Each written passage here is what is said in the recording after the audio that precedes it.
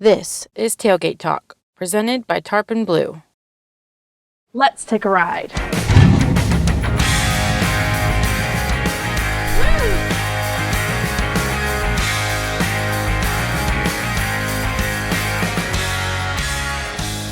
In this series, we're going to show you everything Texas and its surrounding southern states has to offer, right here from our very own tailgate. We'll take you from life on the farm and the ranch to the big city lights. This is Tailgate Talk. Come along for the ride.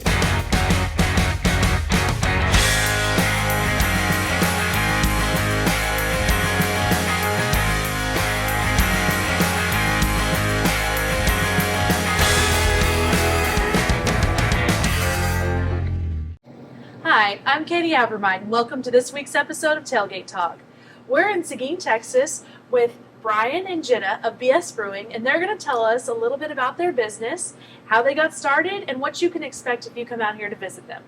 How are you guys doing today? Good. I'm doing great. Yeah, great. Why don't you tell us a little bit about BS Brewing, how you got the idea for it, where the name comes from?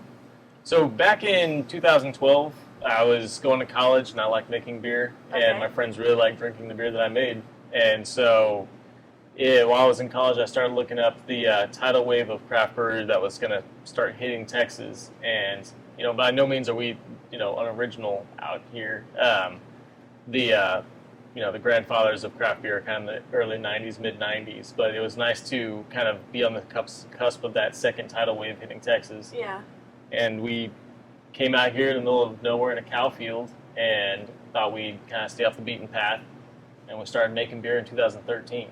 Okay, so how many different types of beer do you make? Oof. We try to keep 3 on year-round. Okay. We have our Pecan Ale with Honey, our Countryside Blonde, and then one that's not on tap right now, Ashland's Abbey. We try to keep those going, but then throughout the year we'll brew probably 15 or 16 other styles just to rotate through seasonally. Okay. Yeah. What else can people expect when they come out here? I know y'all try to be a very family-friendly organization, but if your clients say y'all have food, things like that. We do. So when we first opened, it was distribution only. I made all the beer and sold it to bars, restaurants. We had cans in H-E-B for a while. Okay. And then in 2015, we transitioned more to a taproom style. Laws changed, and so we were able to sell more on site. And we started focusing more with improving the facilities out here. So that's why it's still kind of a barn out in the middle of nowhere. We started off just distribution, and we're still slowly transitioning. But when I was out here for 20-hour work days, 36-hour work days, I started missing my family a lot. Yeah. So we thought it'd be fun. I just built a playground for them to come out and play on, and then it turns out everybody else's kids want to come out and play on that playground too. That's really cool. I've always had a heart for family. I always wanted my kids to be here as much as possible because it is a lot of hours. It's a lot of work. And in that, we kind of found our calling. We found our niche where we want to create a safe place for families to go out on a date night.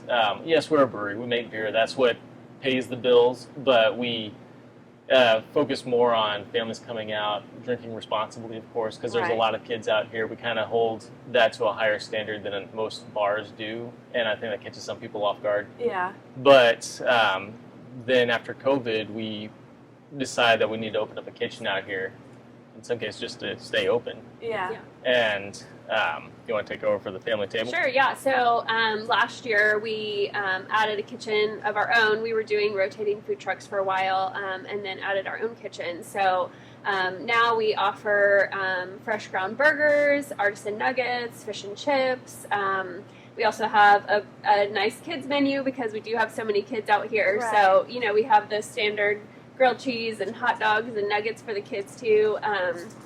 And yeah, so just kind of focusing on really fresh made food, artisan food. We have several gluten-free options. That's really great. Because that's sometimes hard to find, through restaurants and things like that. Yeah. So that's something that we focus on and kind of pride ourselves in is just having a lot of options for different palates and needs.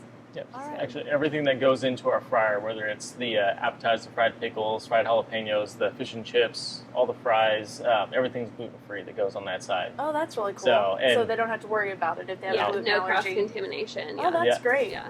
And I have a question. Did you build the playscape yourself? Because it is really cool. We did. We made it up one board at a time. Oh, wow. It is really, I was noticing it on the Yeah. drive-in.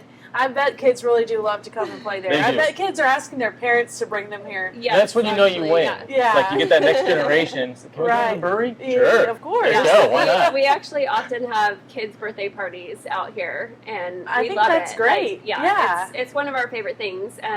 Last year we were voted best family-friendly restaurant in Seguin because that's the environment that we try to provide for families. Yeah. We want the kids to enjoy it just as much as their parents do. Yeah, well, I mean, it is a little bit off the beaten path, but it's really nice. And I would imagine you have a lot of local neighbors that live around here that like to come here. Mhm. Oh, Keeps yeah. them from having to go all the way into Yeah. Seguin or whatever, and they can still bring their kids, and it's still family friendly.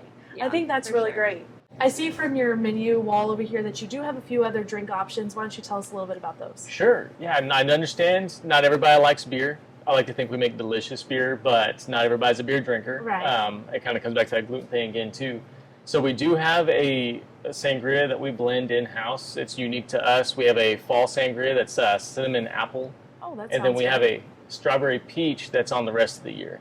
Okay. Other than that, we have blackberry mead from Blue Lotus Winery up the road. Oh, I bet that's delicious. It's fantastic. They're good people, too. Yes. And then for kids or anybody that doesn't want to drink anything with alcohol, we do have a house-made root beer. Oh. And then we try to bring in a few different options of cream sodas from locally here in the state, Okay. as well as tea, sweet tea, and unsweet. Yeah. A few options. Yeah, a few different options for Yeah. everybody. All right, well, that's really great. I'm really excited to take a look around, see the playground for myself. Maybe I'll go down the slide or something. We'll see. Oh, yeah. We want to thank you for joining us on this week's episode of Tailgate Talk. We'll see you next time. Thanks for tuning in today, and thank you to our guests for sharing their story. Be sure to follow us on Facebook and Instagram and subscribe to our YouTube channel. We'll see you next time on Tailgate Talk.